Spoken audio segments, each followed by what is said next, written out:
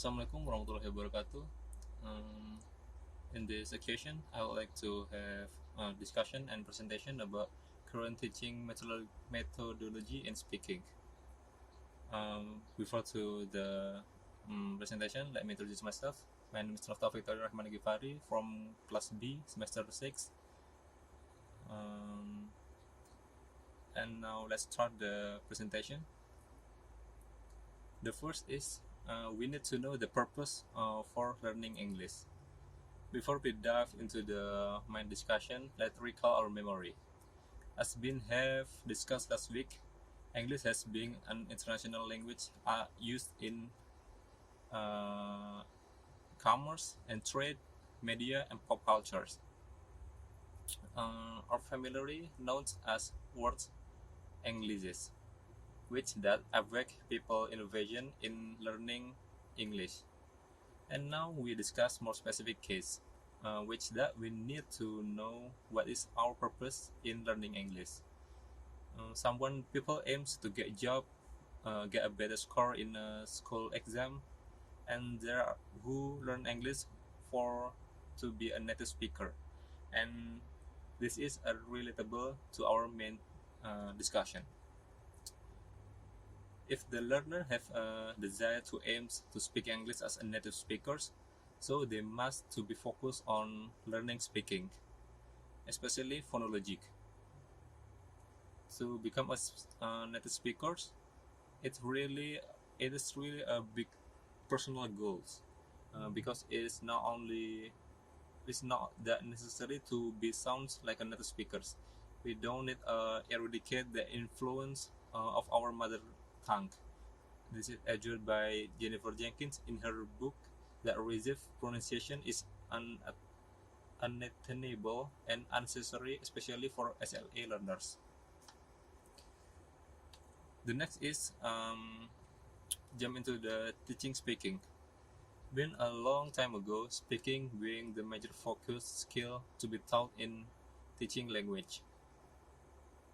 Teacher or learners also often evaluate their success in language learning on how well and how their development in speaking skills are also in spoken language proficiency. And there always be a shifting in the methodology used in teaching speaking. Let's discuss about the history of methodology in teaching speaking. In year 70s, the methodology in teaching speaking commonly used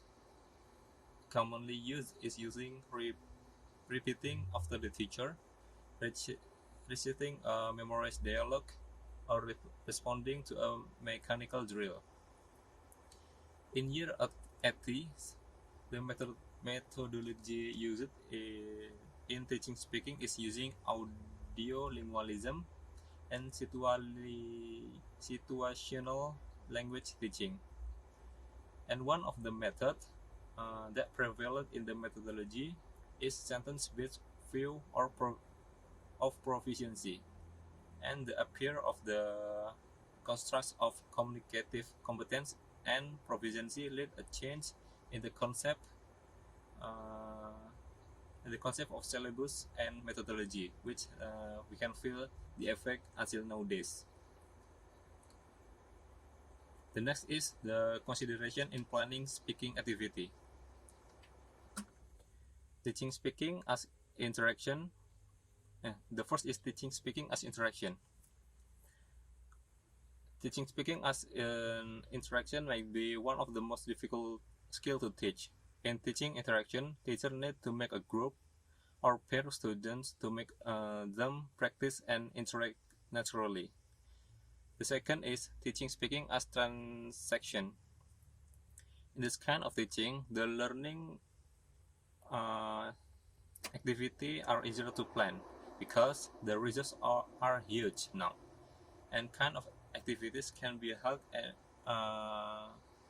and kind of activity from this planning is held on role playing and set a group of students to make a controversial statement and then exchange to other group to think about, then encourage students because this activity encourages students to brainstorming, make a simulation, and clarify the value, and etc. The next is teaching speaking as performance.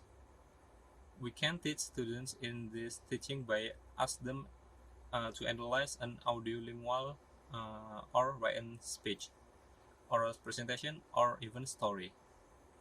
Even more, with the current development, we can easily find a video, audio, or written text or of speech or representation and story. So it is so is the learning activities.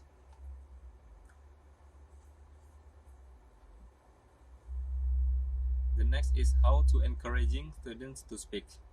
The first, we can ask our students or the students to arrange their sitting to provoke the discussion. Ask students to arrange their seat in form of O letter or semicircle. So the students sit face to face and they can see each other.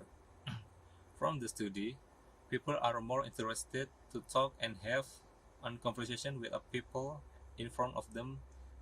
Uh, if it is compared, then they they're interested to talk with people next to them. The next is limit teacher dominance. A teacher needs to give a chance to the students to speak.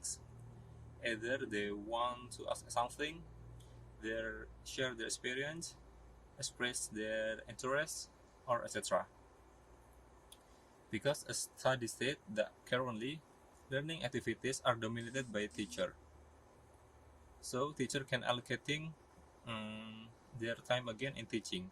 So give a chance for students to speak. The next is giving rewards to the students. This is might be the most effective way to encourage students to speak. Teacher can help such a competition in speaking, or uh, teacher can ask something, and the student will invited to compete each other to get the reward. The next is the current popular teaching methodology in speaking, in teaching speaking. The first is giving information. This is a simple activities, but it is makes students are more interested to having learning. Teaching have give information related to the material to be learned, so students can imagine and guessing the material they will get from the teacher, and we can ask their imagination and speak it out loud. The next is role play. It might be the most used method in teaching speaking. So the teacher asks the students to make a group pair of students, and teacher can give a topic, and the students can have a conversation by giving or asking question, and giving or asking for information. The last discussion is about the current popularity teaching method in speaking. The next is discussion. As we know, the best way to teach speaking is by practice.